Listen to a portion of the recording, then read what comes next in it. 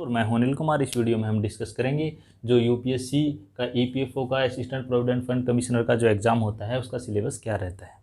तो अगर हम बात करें असिस्टेंट प्रोविडेंट फंड कमिश्नर के सिलेबस की, तो वो बेसिकली जैसे हमारा ईपीएफओ का इन्फोर्समेंट ऑफिसर, अकाउंट ऑफिसर का जो सिलेबस रहता है ऑलमोस्ट उसी तरह का सिलेबस रहता है।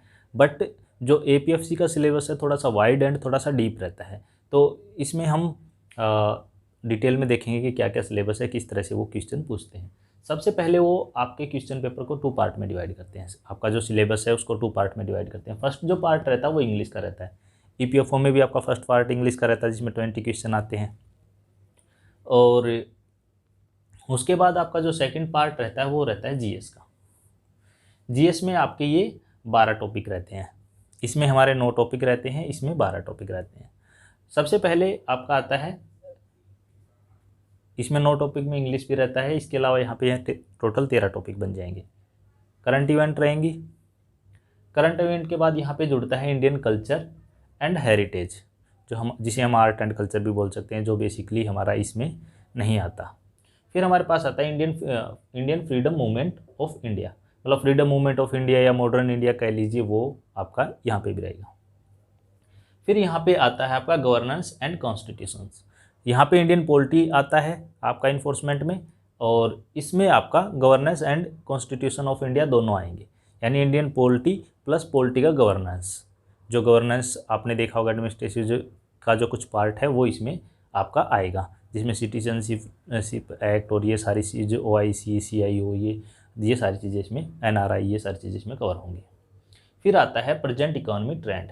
जो आपका इन्फोर्समेंट ऑफिसर, अकाउंट ऑफिसर का जो पेपर होता है उसमें क्या रहता है, आपके क्वेश्चंस बेसिक रिलेटेड होते हैं थोड़े से लो स्टैंडर्ड के। इसमें जो क्वेश्चन होंगे थोड़े से हाई स्टैंडर्ड के होंगे इंडियन क्वेश्चन। इसमें बजट भी आ जाएगा, आपका बजट भी कवर हो जाएगा, इकोनॉमिक सर्वे भी कवर हो जाएगा, जो लेटेस्ट जो ट्रेंड चल रहे हैं, कितना FDI है, WTO क्या बोलता है, वर्ल्ड बैंक क्या बोलता है, कितना कहाँ से ले रखा, और जो ब्रिक्स हैं, इस तरह की जो सारी चीज़ें इंडियन इकोनॉमी को डायरेक्ट इनडायरेक्ट जो लिंक करती हैं वो इसमें प्रेजेंट ट्रेंड में आ जाएंगी।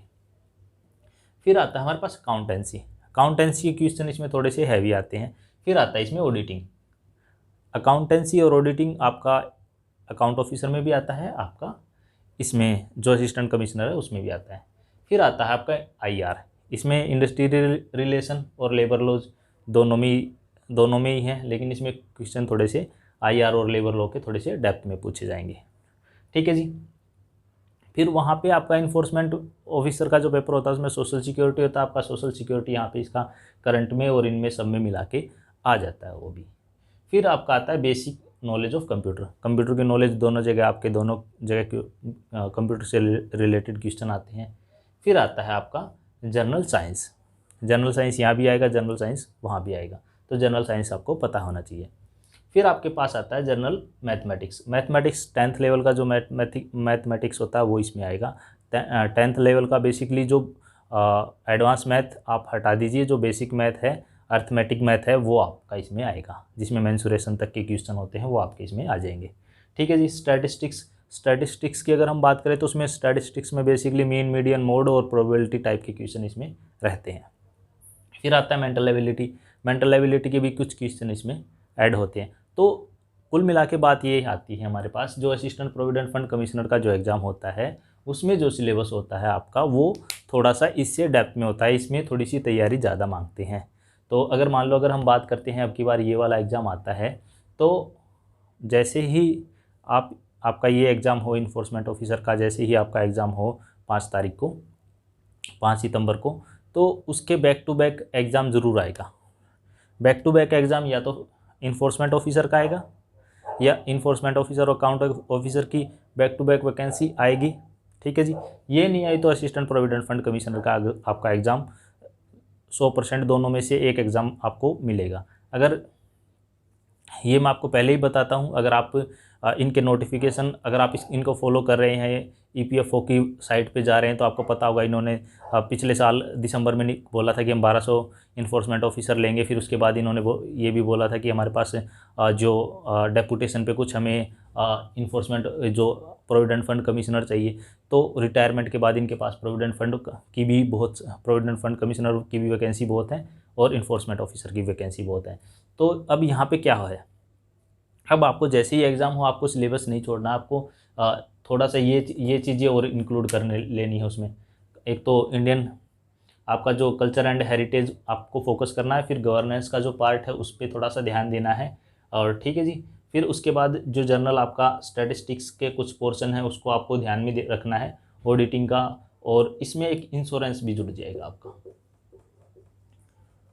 एक पार्ट इंश्योरेंस का जो हम उसमें मान के चलते हैं। इन्फोर्समेंट ऑफिसर में कुछ एक दो क्वेश्चन आता है, लेकिन इसमें थोड़ा सा डेप्थ में आता है इंश्योरेंस। अगर आप पढ़ोगे तो इसमें सिलेबस थोड़ा सा डेप्थ में चला जाएगा, तो इंश्योरेंस भी इसमें एक पोर्शन रहेगा जिन पे आपको फोकस करना है। इंग्लिश में यहाँ पे बहुत आपको फोकस करने की ज़रूरत है। इंग्लिश के क्वेश्चन अच्छे आते हैं, जंबल करने वाले क्वेश्चन आते हैं, अरेंजमेंट करने वाले क्वेश्चन आते हैं, आसान नहीं होते हुए क्वेश्चन इस एग्जाम में थोड़े से टफ होते हैं। इन्फोर्समेंट अकाउंट ऑफिसर में फिर भी आसान क्वेश्चन आते हैं। तो इसमें ये हो गया सिलेबस से रिलेटेड। तो मैं आपसे फिर यही कहूँगा, जैसे ही आप एग्ज़ाम आएगा दोबारा तो उसके लिए आप तैयारी ना छोड़ें। जैसे ही आपका एग्ज़ाम होगा, इसके इंटरव्यू भी नहीं होंगे, उससे पहले मैं आपको अगला जो एग्ज़ाम होगा उसका रिक्रूटमेंट का नोटिफिकेशन ज़रूर दिखा दूँगा। ये आपको मैं श्योरिटी देता हूँ, गारंटी देता हूँ कि आपको ये चीज़ें मिलेंगी। तो इस वीडियो में इतना ही। अगर आपकी कोई क्वेरी है तो आप मुझे कमेंट करके पूछ सकते हो। Thanks, have a nice day. मिलते हैं नेक्स्ट वीडियो में।